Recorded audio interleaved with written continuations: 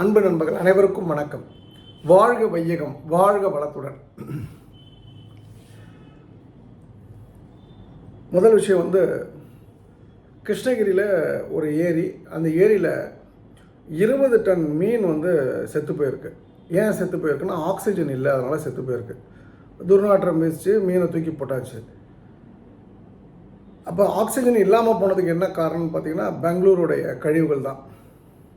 புதிதாக வந்திருக்கக்கூடிய டிவிகே அரசு இதுக்கு நிச்சயமாக இது குறித்து கவனத்தை செலுத்தணும். ஏன்னா திமுக அதிமுக 2 பேரோட இன்வெஸ்ட்மெண்ட்டும் கர்நாடகாவில் இருக்கிறதுனால அவங்க அகெயின்ஸ்ட் கர்நாடகா ஒன்றுமே பேச மாட்டாங்க, திருட்டு பயவுலைங்க.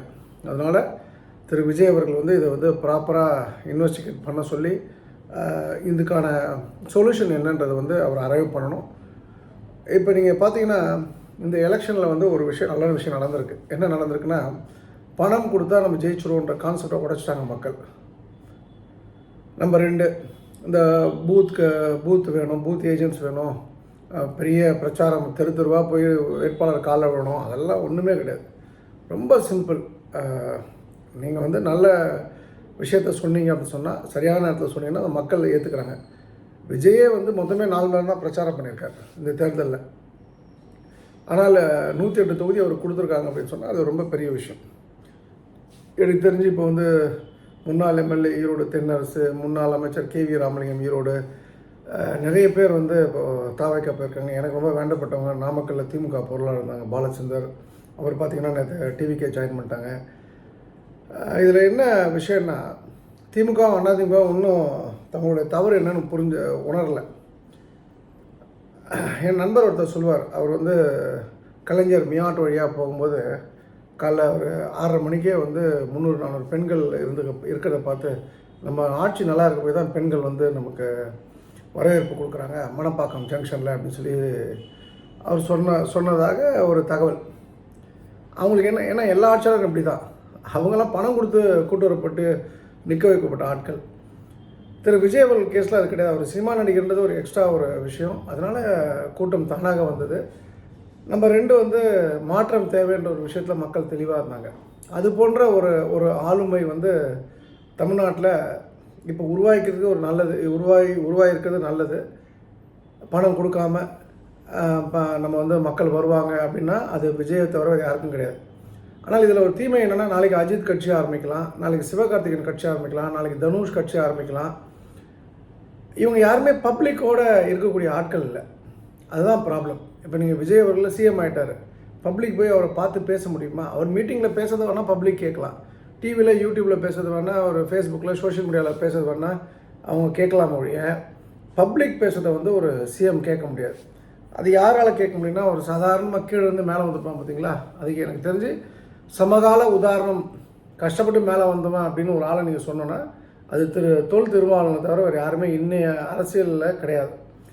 கம்யூனிஸ்ட் தோழர்கள்லாம் பார்த்திங்கன்னா எல்லாமே அவங்க ஒன் சைடாக தான் இருக்கும்.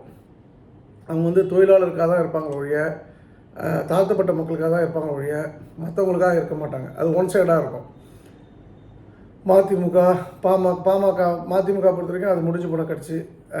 மறுபடியும் திமுகவில் சேர்த்துக்கு தான் மதிமுகன்னு பேர் வச்சுருக்காங்க போலுங்க அன்றைக்கி. பாமக பொறுத்த வரைக்கும் அது வன்னியருக்கான கட்சி.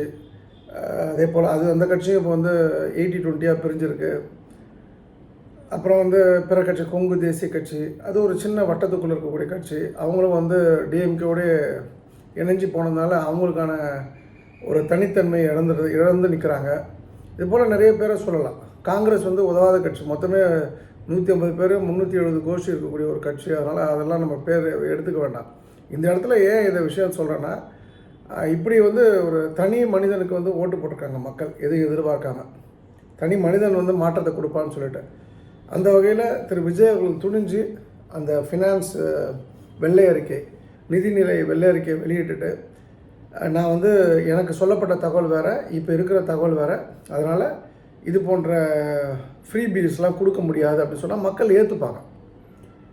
தமிழ்நாடு முழுக்க பெண்கள் அரசாங்க பஸ்ஸில் இலவசமாக போனோன்னா அவ்வளோதான், திவாலாகிடும், பஸ் எல்லாம் திவாலாகிடும். ஆனால் ஒரு பஸ்ஸை விட்டுட்டு மிச்சம் எல்லாத்தையுமே ப்ரைவேட்டைஸ் பண்ணிட்டா அந்த ப்ராப்ளம் இருக்காது. சென்னை டு திருநெல்வேலி ஒரே ஒரு கவர்மெண்ட் பஸ், அதில் ஃப்ரீயாக போய்க்கிங்க பெண்கள்னால் முடிஞ்சு போச்சு, ஒன்றும் பிரச்சனை இல்லாமல் போயிடும். ஆனால் 1000 பஸ்ஸு ஓடணும் அப்படின்னு சொன்னால் 1000 பஸ்ஸும் ஃப்ரீ கொடுத்தோம் அப்படின்னு சொன்னால் இன்றைக்கி பெட்ரோல் டீசல்லாம் ஒன்று 30 ரூபா 40 ரூபா லிட்டருக்கு இன்க்ரீஸ் போகிற இடத்துல கவர்மெண்ட் முடிஞ்சு போயிடும். அது மாதிரி 1000 ரூபா அந்த பணம் கொடுக்குறதுலாம் வேண்டாம். உண்மையிலே பாதிக்கப்பட்ட பெண்கள், விதவைகள் வந்து சப்போர்ட் இல்லாமல் இருக்காங்க, பெண்கள் தனியாக இருக்காங்க, அவங்களுக்கு சப்போர்ட் பண்ணட்டும். இளைஞருக்கு 4000 ரூபா கொடுக்குறதுலாம் வேஸ்ட்டு. அதுக்கு பதில் தமிழ்நாட்டில் வந்து கோவிலை வந்து மையப்படுத்தி வேலை பார்த்தாலே, கோவிலில் அவ்வளோ வருமானம் இருக்கின்றது, அவ்வளோ கொள்ளை போகின்றது. அதை தடுத்தாலே கிட்டத்தட்ட ஒரு 10 லட்சம் பேருக்கு வேலை கொடுக்க முடியும். சேகர்பாபு அவர்கள் தோற்றதுக்கு ஒரே ஒரு காரணம் வந்து கோவில் தான். அவர் பண்ணாரான்னு எனக்கு தெரியாது, ஏன்னா எனக்கு அவர் நல்லா தெரியும் எனக்கு. ஆனால் ஒரு விஷயம் என்னால் உறுதியாக சொல்ல முடியும், அவர் தலைமையில் இருந்த அந்த HRNC டிபார்ட்மெண்ட்டை வந்து கொள்ளைக்காரர்கள் கூடாரமாக இருந்தது. அது கோயில்கள் வந்து பாதுகாப்பதற்கான ஒரு அமைப்பாக இல்லாமல் எப்படிலாம் கொள்ளடிக்கலாம் அப்படின்றத வந்து ரூம் போட்டு யோசித்து கொள்ளடிச்சாங்க. அந்த பாவம் தான் இன்றைக்கி அவருடைய செல்வாக்கு அதெல்லாம் பாதாளத்துக்கு தள்ளி இருக்கு. அவங்க இனிமேல் வந்து அவரை யாரும் நம்ப மாட்டாங்க. அவருடைய அரசியல் அப்படின்றது வந்து ஒரு கேள்விக்குறி தான். அவர் இதுக்கு பிராயச்சித்தமாக தான் சம்பாதிச்ச பணத்திலேருந்து அடுத்தவங்கள்ட்ட பணம் வாங்கி நம்ம சொல்லப்படலாம். தான் சம்பாதிச்ச பணத்திலேருந்து தமிழ்நாடு முழுக்க தினமும் அவங்க தலைவர் பேர் சொல்லி அன்னதானம் பண்ணால் தான் ஒரு மாற்றம் வரும். ஸோ இது வந்து ஒரு சாதாரண விஷயம், விஜய் அவர்கள் நினைத்தால் பண்ணலாம். அட் த சேம் டைம் வந்து எனக்கு தெரியும், எங்கள் குடும்பத்துலேயும் அந்த சாராயம் சம்மந்தப்பட்டவங்களாம் இருந்ததுனால 1984 அந்த மார்க்கெட் தெரியும். ஒரு கேஸுக்கு இவ்வளோன்னு சொல்லிட்டு அரசாங்கத்துக்கு பணம் கொடுப்பாங்க. சில இடங்களில் இப்போலாம் சமீபத்தில் போன வருஷம் டாஸ்மாக் ரெய்டெலாம் நடந்தபோது டைரெக்டாக வந்து எக்ஸைஸ் டியூட்டி பே பண்ணாமல் டைரெக்டாக வந்து மேனுஃபேக்சர் பண்ணுற இடத்துலேருந்து கடைகளுக்கு விற்கப்பட்டு அந்த பணம் தனியாக போயிடும். இதெல்லாம் சரி பண்ணி ஒயின் ஷாப்பை வந்து ஒரு ஒயின் ஷாப் வச்சா கூட அதே வருமானத்தை ஈட்ட முடியும். ஒரு மாடல் ஒரு ஒயின் ஷாப்னா கூட மக்கள் கியூ நின்று வாங்கி குடிப்பாங்க. ஸோ அப்போ அதில் வந்து நீங்கள் ஸ்ட்ரீம்லைன் பண்ணி அந்த 10 ரூபா இல்லாமல் எங்கெல்லாம் டாஸ்மாகில் கொள்ளடிக்கிறாங்களோ அது எல்லாத்தையும் தடுத்துருந்தாலே உபரி வருமானம் வந்து ஹியூஜ் எக்ஸ்டெண்டுக்கு தமிழ்நாடு அரசாங்கத்துக்கு கிடைக்கும். ரெண்டாவது மிக முக்கியமானது நெடுஞ்சாலைத்துறை, இந்த PWD. அதில் வந்து அவ்வளோ குஷன் வச்சு தான் வந்து எஸ்டிமேட் பண்ணுவாங்க. ஒரு ரோடு போடணுன்னா 1 கோடி ரூபாய்னா 1.25 கோடி ரூபா போடுவாங்க 25 லட்ச ரூபா அடிக்கிறதுக்காக. அப்போ ஒரு 1 லட்சம் கோடி போடுறாங்கன்னா அரசாங்கம் நினச்சுன்னா ஒரு ஷார்ட்டாக ஒரு 10,000 கோடி 15,000 கோடி அதை வந்து ஊழலை தடுத்து நிறுத்த முடியும். ஏன்னா இவங்களுக்கு பணம் தேவையில்லை. ஸோ போதும், அந்த மார்டின் ஃபேமிலிக்கு இருக்கிற பணம் போதும். அகெயின் வந்து ஆதவர்ஜுனா வந்து நினச்சா அது நல்லது பண்ண முடியும். அவருக்கு தான் அந்த டிபார்ட்மெண்ட் கொடுத்துருக்காங்க. அண்ட் அதே போல் எஜுகேஷன் டிபார்ட்மெண்ட்டில் வந்து கிட்டத்தட்ட ஒரு 50,000 கோடிக்கு மேலே ஃபண்டு டிரான்சாக்ஷன் நடக்கக்கூடிய இடம். அங்கே டிரான்ஸ்ஃபருக்கு இதுக்கெல்லாம் பணம் கேட்காம அங்கே நேர்மையான ஒரு அரசாங்கத்தை முன்னெடுத்தால் வந்து படிப்பில் வந்து பெரிய மாற்றத்தை வந்து பிள்ளைகளுக்கு நடுவில் கொண்டு வர முடியும். ஸ்கூல்லலாம் வந்து ஒரு 5 ஸ்டார் ஹோட்டல் மாதிரி டாய்லெட் இருக்கணும் கவர்மெண்ட் ஸ்கூலெல்லாம். ஏன்னா டாய்லெட் சரியில்லாதனால தான் வயதுக்கு வந்த பிறகு அரசாங்க பள்ளியில் படிக்கக்கூடிய குழந்தைகள், பெண் குழந்தைகள் ஸ்கூலுக்கு போகிறதில்ல. இது வந்து ரோட்டரியோடு நான் ஒர்க் பண்ணி 2-3 பில்டிங்லாம் கட்டின போது தான் எனக்கு இந்த விஷயம் தெரியும். ஸோ இதை அரசாங்கம் இதை கவனத்தில் எடுத்துக்கணும், நிச்சயமாக கவனத்தில் எடுத்துக்கணும்னு நான் நம்புகிறேன். என்னை பொறுத்த வரைக்கும் நான் வந்து திரு விஜய் அவர்களே நம்புகிறேன். அவர் பண்ணுவார் அப்படின்னு சொல்லிட்டு. அவர் கூல் அண்ட் காமாக இருக்கார், அது அவர் நேச்சராக இருக்கலாம். ஆனால் அவரை பேரை மிஸ்யூஸ் பண்ணுற மாதிரி சில விஷயங்கள் நடக்க ஆரம்பித்திருக்கின்றதாக நான் கேள்விப்படுகின்றேன். அதெல்லாம் இப்பயே ஃபுல் ஸ்டாப் வச்சிடணும். போலீஸை பொறுத்த வரைக்கும் அஷ்ரா கார்க்குன்னு ஒரு IPS போட்டிருக்காங்க, சரவணன் ஒருத்தரை போட்டிருக்காங்க, கௌதமன் ஒருத்தரை போட்டிருக்காங்க. எல்லாம் ஃபென்டாஸ்டிக் ஆஃபீஸர்ஸு. இவங்க வந்து நொடித்துல்லியமாக சரியான விஷயத்தை வந்து அரசாங்கத்துக்கு கொடுக்கக்கூடிய ஆட்களாக இருப்பாங்க. அது மாதிரி டாக்டர் செந்தில்குமார் இப்போ செக்ரட்டரி 1, அவங்க சிஸ்டர்லாம் எனக்கு பழக்கம் உண்டு. அவங்க நாமக்கல்லில் சேர்ந்தவங்க, இது வேலாயுதம்பாளையம் கரூர் பக்கத்தில். அவங்களாம் மீட் பண்ணியிருக்கேன். அவங்க மாப்பிள்ளை, அவங்களோட அவங்க வீட்டுக்காரெல்லாம் TNPயில் வேலை பார்க்குறாங்க. அவங்க அப்பயே சொன்னாங்க, அவங்க அண்ணன் ரொம்ப ஸ்ட்ரெயிட் ஃபார்வர்ட், ஆனஸ்ட். உதயச்சந்திரன் சாரோட ரைட் ஹேண்ட் அது மாதிரி அவர் ரொம்ப ஆனஸ்டான ஆஃபீஸர். எப்படி இறையன்பு சாரை சொல்லுவோமோ அதே போல். ஸோ இவங்க வந்து அரசில் பதவியில் இருக்கவங்களாம் கொஞ்சம் ஆனஸ்டாக இருக்காங்க. ஆனால் எங்கேயாவது இவங்க வந்து தப்பு பண்ணுறாங்கன்னு தெரிஞ்சதுன்னா அந்த ஊழலை வந்து ஸ்டாப் பண்ண முடியாது. இப்போ அந்த கஞ்சா ஸ்டாப் பண்ணலாம், ஒயின் ஷாப்பை ஸ்டாப் பண்ணலாம், அப்புறம் போதை விஷயத்தை, பான் பராக்கு, குட்கா, ஒன்றுமே கிடையாது. சிம்பிளான விஷயம். எவெல்லாம் பான் பராக் போட்டு தூக்குறான்னா அவனை பிடிச்சானா அது எங்கே வாங்கினான்னு தெரிஞ்சு போயிடும். நீங்கள் வந்து எந்த கடையும் ஆளில் வச்சு தேட வேணாம். பான் பராக் போடுற யார் இருந்தாலும் இந்த நம்பருக்கு சொல்லுங்கன்னு சொல்லிட்டா போதும். போலீஸில் ஒரு நாயும் வந்து அதுக்கப்புறம் பான் பராக் போடுறதுக்கு வாய்ப்பு இல்லை. எல்லா வந்து வடக்கன்ஸும் அதுக்கப்புறம் அங்கேயே இருக்க வேண்டியதான், இங்கே தேவையில்லை. அதே போல் வந்து இன்னொரு அச்சுறுத்தல் என்னென்னா, சமீபத்தில் கூட ஒரு 3 நாளைக்கு முன்னாடி திருப்பூரில் வந்து ஒரு திமுக பிரமுகரை வந்து நார்த் இந்தியன்ஸ், அந்த வடக்கன்ஸ் வந்து அடிச்சிருக்காங்க. அந்த வடக்கன்ஸ் பண்ண தப்புக்கு தட்டி கேட்க போயிடுது. திமுக அதிமுக டிவிக்கெல்லாம் கிடையாது. அப்போ வந்து இங்கே வந்து நார்த் இந்தியன் மெஜாரிட்டியாக வர்றது நல்லதில்லை. ஒரு தொலைச்செடுக்கணும், ஒழிச்செடுக்கணும். அவங்களுக்கு தனியாக ஒரு ஒரு ஐடென்டிஃபிகேஷன் நம்பர் உருவாக்கி அவங்க வந்து இங்கே இந்த திருப்பூரில் வேலை பார்க்குறாங்க, கோயம்புத்தூரில் வேலை பார்க்குறாங்க, இல்லை வந்து தாராபுரத்தில் வேலை பார்க்குறாங்க, நாமக்கல்லில் கோழிப்பண்ணையில் வேலை பார்க்குறாங்கன்னா அந்த பதிவு, அந்த அவங்களோட நம்பரு, ஃபிங்கர் பிரிண்ட் எல்லாமே போலீஸ் ரெக்கார்டில் வந்து ரிஜிஸ்டர் பண்ணி அவங்களோட ஃபிங்கர் பிரிண்ட்டை வாங்கினதுக்கப்புறம் தான் அவங்கள வந்து வேலைக்கு அனுமதி கொடுக்கறதுக்கு வந்து ஒரு கார்டு மாதிரி கொடுக்கணும். அப்போ தான் வந்து இவங்க என் கண்ட இடத்துல சுற்றிட்டு இருப்பாங்க. ஏதாவது பிரச்சனைனா டக்குன்னு நம்ம வந்து ட்ரேஸ் பண்ணுறதுக்கு வசதியாக இருக்கும். நம்மளுடைய பெரிய நியூசன்ஸாக இருக்க போகிறது இந்த வடக்கன்ஸ் தான். ஸோ இதில் அரசு வந்து உரிய கவனம் செலுத்தணும். நம்ம பெண்களுக்கு பாதுகாப்பு இல்லை. அதுலேயும் இதில் வந்து நான் மதம் சார்ந்து பேசலை. இதில் இந்த லவ் ஜிகாதுன்ற ஒரு விஷயம் இருக்குது. இங்கே நம்ம ஊரில் இருக்கக்கூடிய முஸ்லீம்ஸ்லாம் அப்படி கிடையாது. எங்கேயாவது ஒரு 100ல் 1000ல் 1 அது மாதிரி இருக்கலாம், லட்சத்தில் 1. ஆனால் வடக்கன்ஸ் பொறுத்த வரைக்கும் அவங்க வந்து இந்து பெண்களை வந்து, அந்த வடக்கு முஸ்லீம்ஸ் வந்து இந்து பெண்களை வந்து லைஃப்பை சீரழிக்கிறது, அவங்கள கடத்திட்டு போய் பிச்சை எடுக்கிறது, அந்த குழந்தைகளை வந்து எங்கேயாவது வித்துறது, பங்களாதேஷ் வைக்கிறது போன்ற விஷயங்களில் அவங்க கைதேர்ந்த ஆட்களாக இருக்காங்க. அது வன்மையாக கண்டிக்கத்தக்கது. ஸோ அரசாங்கம் இது குறித்து தெளிவான ஒரு பார்வையுடன் அதை அணுக வேண்டும் என்று அன்புடன் கேட்டுக்கொள்கின்றேன். ரெண்டாவது விஷயம் வந்து ஐஆர்சிடிசி. இப்போ நாங்கள் அந்த காசி ட்ரிப் நம்ம மக்கள் போய்ட்டு வந்தாங்க. ஐஆர்சிடிசியில் பங்கஜ்னு ஒரு அதிகாரி, அவன் டெல்லியிலேருந்து வந்தான். அந்த ஆள் வந்தால் வந்து ஒரு 5 ஸ்டார் ஹோட்டலில் வந்து உணவு கொடுக்குறோம். பொதுவாக அதான மரியாதை. என்னை மீட் பண்ணுனாங்க. எங்கள் டீம்லேருந்து ஒரு 8 பேர், அவங்க டீம்லேருந்து திரு பீட்டர் அவர்கள், திரு பங்கஜ் அவர்கள் வந்தாங்க. ஜென்யூனாக மீட்டிங் நடந்தது. அப்புறம் அதுக்கப்புறம் ரேட்லாம் பேசுனாங்க. எல்லாம் பேசும்போது அவர் என்ன நினச்சிருக்காருன்னா, நான் ஏதோ செகண்ட் ஹேண்ட் மணி வந்து எனக்கு இருக்கும், அந்த பணத்தை வந்து வெயிட் பண்ணி ஆக்குறேன், ஏதோ அவர் கணக்கு பண்ணி சொல்கிறாரு. அப்புறம் you should take care of us அப்படின்ற மாதிரிலாம் சொல்லிட்டு இருந்தார். எனக்கு அதில் உடன்பாடு இல்லை. நான் சொன்னேன், நான் வந்து மென்டர் தான், நான் வந்து இந்த குழுக்கு ஓனர் கிடையாது. இந்த குழுவில் லாப நஷ்டம் வந்துன்னா, போன வாட்டி நஷ்டம் வந்தப்போ நான் ஏற்றுக்கிறேன்னு சொன்னேன். இந்த வாட்டி லாப நஷ்டம் நீங்கள் பார்த்துக்கன்னு சொல்லிட்டேன். நல்லபடியாக போயிட்டு வந்துட்டாங்க. ஒரே ஒரு பெண்மணிக்கோ ஒரு ஆணுக்கோ யாரோ ஒருத்தர்களுக்கு லைட்டாக ஷோல்டரில் ஏர்லைன் கிராக், அவங்க தவறி விழுந்துட்டாங்க போல் இருக்கு. அந்த கோயிலுக்கு போயிட்டு வர வழியில் தடுமாறி விழுந்துட்டாங்க போல் இருக்கு. மற்றபடி எந்த அசம்பாவிதமும் இல்லை. எல்லாருமே ஹாப்பியாக போய்ட்டு ஹாப்பியாக வந்துட்டாங்க. பட் எங்கே ப்ராப்ளம் வந்தது அப்படின்னு சொன்னால், இந்த டூருக்கு வந்து ஒரு முஸ்லீம் வந்து ஒரு ஹெட்டாக போடுறாங்க. ஐஆர்சிடிசி வந்து ஒரு சாப்பாடு போடுறது, இந்த பெட்ஷீட் கொடுக்குறது எல்லாமே வந்து அவுட் சோர்ஸ் ஏஜென்ட் ஒருத்தவங்க பிடிச்சி, அந்த ஏஜென்ட் வந்து ஒரு முஸ்லீமை ஹெட்டாக போடுறாங்க. அவன் டெல்லியை சேர்ந்தவன். அவன் வந்து பஜனை பண்ணக்கூடாது, அயோத்தியை பற்றி தப்பாக பேசுகிறது, ராமரை பற்றி, அப்புறம் வந்து மோடியை திட்டுறது, இப்போ சாப்பாடு அறவே கடை கொடுத்தது ஒரு 2-3 இடத்துல ப்ராப்ளமு. யாருக்கோ ஃபோன் பண்ணி பேசுகிறான் வந்து, இந்த இந்துக்கெல்லாம் வந்து இந்த திருட்டு பசங்க ஏதோன்னு சொல்லி இவங்கெல்லாம் வந்து யூரின் போய் எச்சத்துப்பி கொடுத்தா கூட தின்னு வாங்கணும், இவனா வெறித்தனமாக இருக்கானுங்க, இவங்க வந்து பணமும் கொடுக்க மாட்டாங்க, நம்ம ஐஆர்சிடிசிக்கும் லஞ்சம் கொடுக்க வேண்டியிருக்கு, இவங்களும் பணம் கொடுக்க மாட்டாங்க, அப்புறம் நம்ம என்ன தான் அதை கூட இதை கூட வேறு கேட்டிருக்காங்க, நம்ம எப்படி தான் பணம் சம்பாதிக்கிறதுன்னு சொல்லி ஹிந்தியில் சொல்லும்போது, எனக்கு தெரிஞ்ச ஒரு வயதான பெண்மணிக்கு அந்த டாய்லெட் போகிற டைமில் கேட்டு அது எனக்கு சொல்லி, அது நேற்று ஒரு பெரிய பிரச்சனையை உண்டு பண்ணிட்டேன்.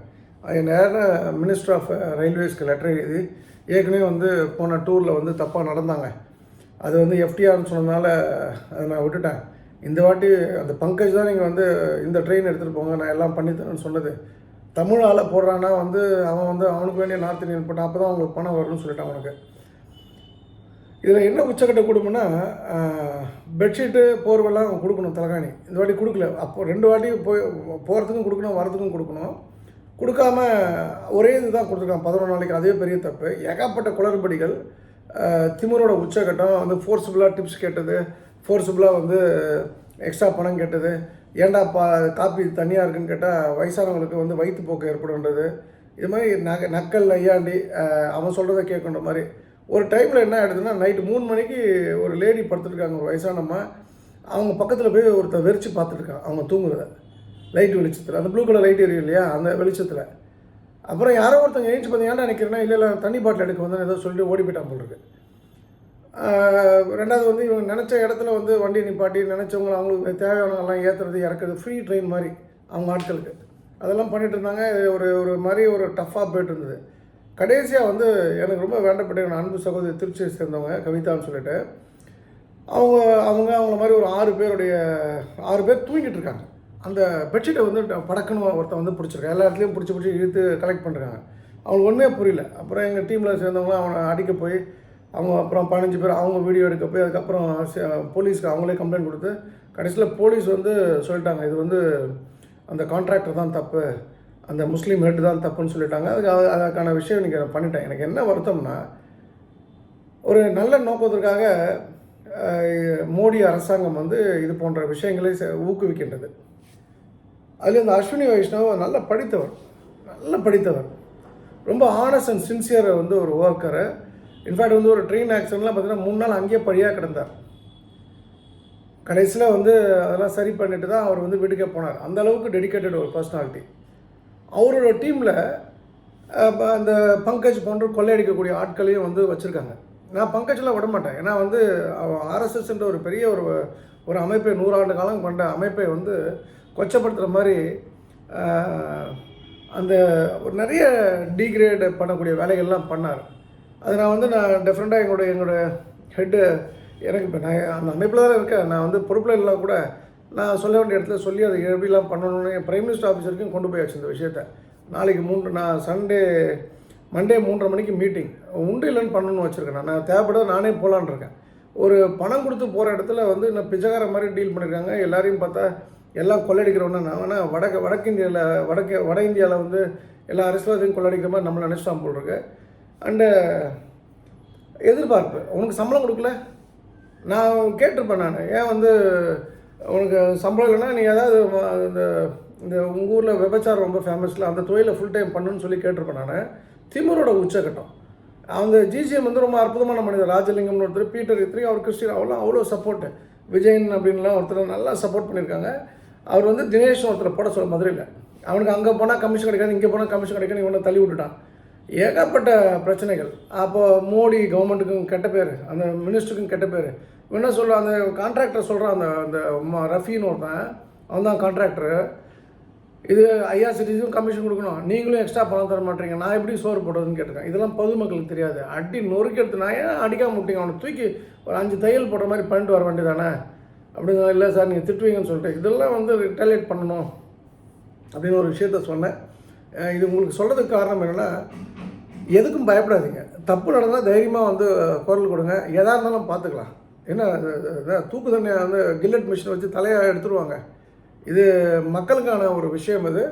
அப்போ அந்த இடத்துல வந்து குறைபாடுகள் வரும்போது அந்த பணத்தையும் அதிகம் வாங்கி அதுலேயும் லாபம் அதிகம் பார்க்கணும். இவங்க ஒரு ட்ரிப்புக்கு 5 லட்ச ரூபா 6 லட்ச ரூபா அவருக்கு வரும் போல் இருக்கு. நம்மக்கிட்ட வர பணம் கேட்குறாரு, உங்களுக்கு வந்து இந்த 6 லட்ச ரூபா லாபம் வருது, அப்போ எனக்கு 2 லட்ச ரூபா கொடுங்க, 3 லட்ச ரூபா கொடுங்க, என் ஒய்ஃபோட என் ஃபேமிலி ட்ரிப் எதாவது அரேஞ்ச் பண்ணி கொடுங்க, இதெல்லாம் வேறு. அப்போ இதுக்கெல்லாம் வந்து முற்றுப்புள்ளி வைக்கணும்னா இப்போ நான் மட்டும் இல்லை, நீங்களும் இது போன்ற அரசு விஷயங்களில் யாரெல்லாம் லஞ்சம் கேட்குறாங்களோ கூடுமான வரைக்கும் ஒன்று பிடிச்சி கொடுங்க. இல்லைனா அதை வந்து தெரியப்படுத்துங்க. நான்லாம் நேற்று இன்றைக்கெலாம் எனக்கு இத்தனைக்கும் கண்ணில் பயங்கர ப்ராப்ளம் இருக்குது. ஒரு 3 நாளைக்கு இந்த இஷ்யூ இருக்கும். இருந்தாலும் அந்த வெளிச்சத்தை பார்த்தாலே கண் கூசுது. கையை வச்சு கண்ணை தொடக்கூடாது. அதுக்கு ஒரு ஒரு ஒரு இது வச்சு தான் பண்ணணும். இவ்வளோ பெயின்லேயும் வந்து நான் வந்து இந்த விஷயத்தை நான் முன்னெடுத்திருக்கேன் அப்படின்னா அந்தளவுக்கு மன உளைச்சலை வந்து ஐஆர்சிடிசியில் ஒரே ஒரு எம்ப்ளாயி பங்கஜ்னு ஒருத்தர் டெல்லியிலேருந்து வந்திருக்காரு. அவருக்கு பிடிச்ச அந்த சபார்டினேட் ஒரு அவுட் சோர்ஸ் ஏஜென்ட்டும் கொடுத்துருக்காங்க. அதெல்லாம் வந்து ஒரு ஆள் தப்பாக இருந்தால் கூட இந்த சிஸ்டத்துக்கே கெட்ட பேர். அப்போ ஒரு ஆள் தப்புனா அந்த ஒரு ஆளை எதிர்ப்பதற்கு உங்கள் சொத்தே போனால் கூட பயப்படாதீங்க.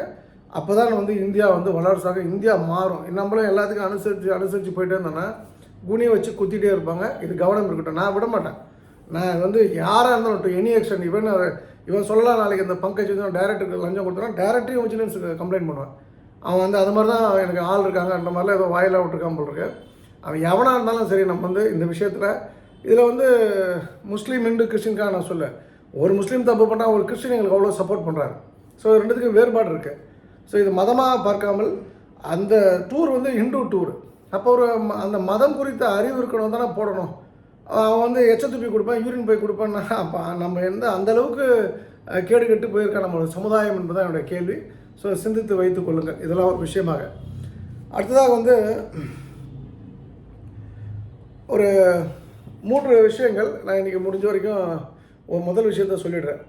எப்போதுமே வந்து இந்த வடகிழக்கு மூலை, வீட்டோடைய கிழக்கு வடக்கு சந்திக்கக்கூடிய வடகிழக்கு மூலை, உள்ள வெளியில் அது மரம் செடி வெட்டினாலும் சரி, அந்த இடத்துல வெயிட் இருந்து எடுத்தாலும் சரி, அந்த இடத்த சரி பண்ணாலும் சரி, எந்த விதத்தில் அந்த இடத்துல நீங்கள் கை வச்சாலும், அதாவது குப்பை டெய்லி பெருக்கிட்டேன் அப்படிலாம் நீங்கள் சொல்லாதீங்க.